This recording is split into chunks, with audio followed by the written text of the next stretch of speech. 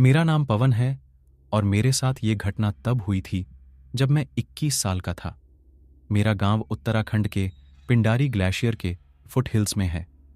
पहाड़ी लोगों के लिए रात को पहाड़ों में घूमना आम बात है, पर उस रात जो मेरे साथ हुआ, उसके बाद से जब भी मैं उन पहाड़ों में अकेले निकलने के बारे में सोचता हूं तो मेरी रूह कांप जाती है। मैं 6 साल बाद गर्मियों की छुट्टियों में अपने गांव वापस आया था। मेरे आने की खुशी में मेरे बचपन के दोस्तों गिरदा और देव ने डिसाइड किया कि हम पिंडारी ट्रैक के नीचे वाले पहाड़ के झरने पर जाकर सेलिब्रेट करेंगे। हमने अगली सुबह ट्रैक शुरू किया। वो ट्रैक 8 घंटे का था और रास्ता बेहद खूबसूरत था। आधे से ज्यादा ट्रैक करने के बाद थकान और तेज धूप के कारण हमने सोचा कि थोड़ी देर आराम कर लें। वो जगह बहुत ही शांत थी और वहां कई सारे छोटे रास्ते थे जो अलग अलग पहाड़ों तक जाते थे। हमने गाने चलाते चलाते लंच किया और थोड़ी देर में ही हमारी आंख लग गई।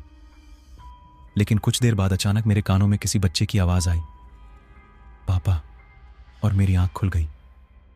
मैं जब नींद से उठा तो पसीने से तरफ-दर था। मैंने देखा कि आसपास कोई नहीं था और शाम भी हो चुकी थी।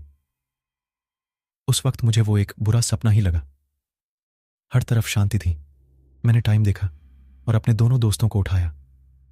हमें सूरज ढलने के बाद रात में पहाड़ों में घूमने की आदत थी, तो हम ट्रैक पर आगे बढ़ गए। हम तीनों ने अपने फोन की फ्लैशलाइट और टॉर्चर जलाने की कोशिश की, पर कुछ ही देर में दोनों की बैटरीज खत्म हो गई। कोई भी और चारा नहीं था, इसलिए हमने अपने अंदाजे से एक रास्ता पकड़ लिया। हम कई घंटों तक उस रास्ते पर चलते रहे, पर चढ़ाई बढ़ती जा रही थी।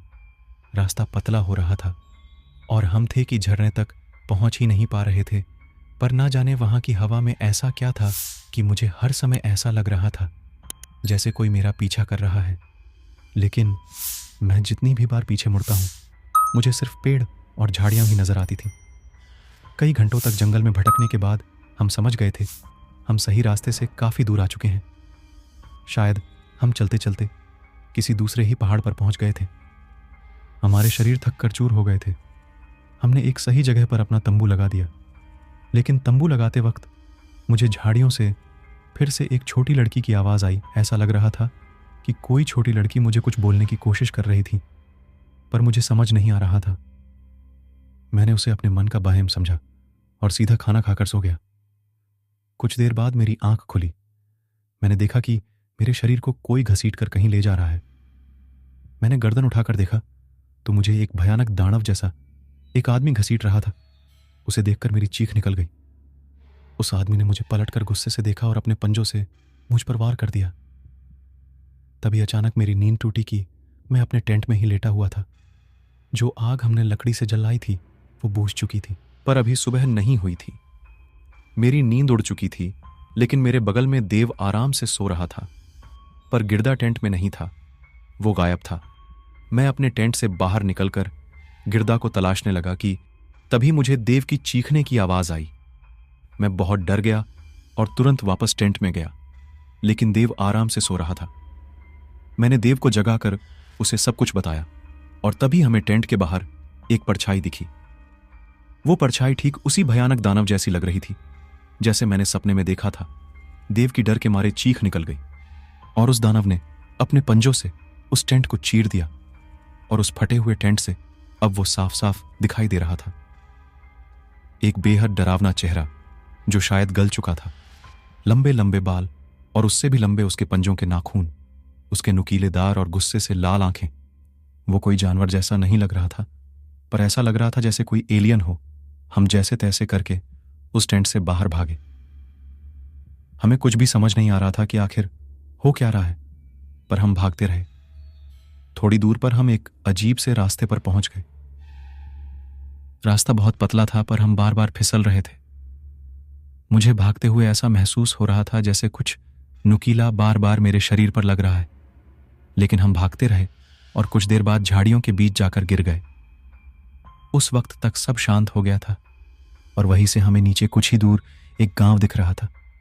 हमें अपनी जान बचाने के लिए उस गांव तक पहुंचना था। तब मेरी नजर देव की शर्ट पर गई। उससे खून बह रहा था, उसी तरीके से मेरा भी खून बह रहा था। हमारे शरीर पर सैकड़ों कटस लगे हुए थे। ऐसा लग रहा था कि जैसे किसी ने हमें बुरी तरह नोचा हो। तभी हमें उसी दानव की गुहार सुनाई दी जो झाड़ियों के दूसरी तरफ से आ रही थी। हम अपनी बची कुची जान लगाकर वहां से भागे।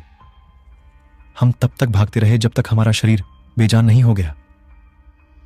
दोनों बहुत बुरी तरीके से घायल हो चुके थे और हमारे दोस्त गिरदा की भी कोई खबर नहीं थी। तभी मुझे ऐसा महसूस हुआ कि कोई हमारी तरफ आ रहा है। मैंने देखा तो वो एक बकरी चराने वाला था। उसने हम दोनों की ऐसी हालत को देखकर शोर मचाना शुरू कर दिया और कई गांव वाले वहां आकर जमा हो गए। उन्हें देखते ही मानो हम दोनों बेहोश ही पड़ गए। पूरी एक दिन की बेहोशी की हालत में रहने के बाद होश आया।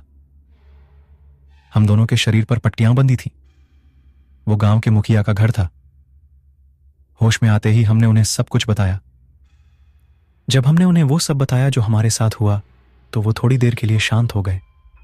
थोड़ी देर बाद उन्होंने बताया कि हमारा बचना किसी जादू से कम नहीं था, क्योंकि उस पहाड़ में कई काले तंत्र करने वाले तांत्रिक वास करते थे और कई साल पहले आदमी वहां उनको काबू करके उनकी शक्तियां पाने गया था।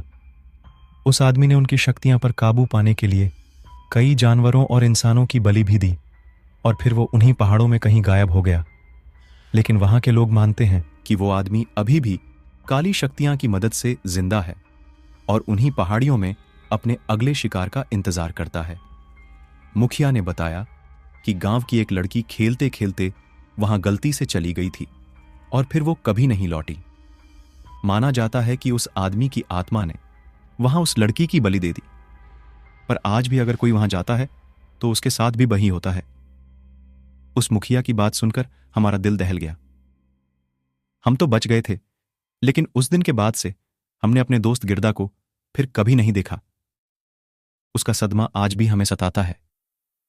मैं अब कभी भी अनजान पहाड़ों में घूमने नहीं जाता और खुद से ऐसा कोई रास्ता नहीं पकड़ता जिसके बारे में मुझे पहले से पता ना हो।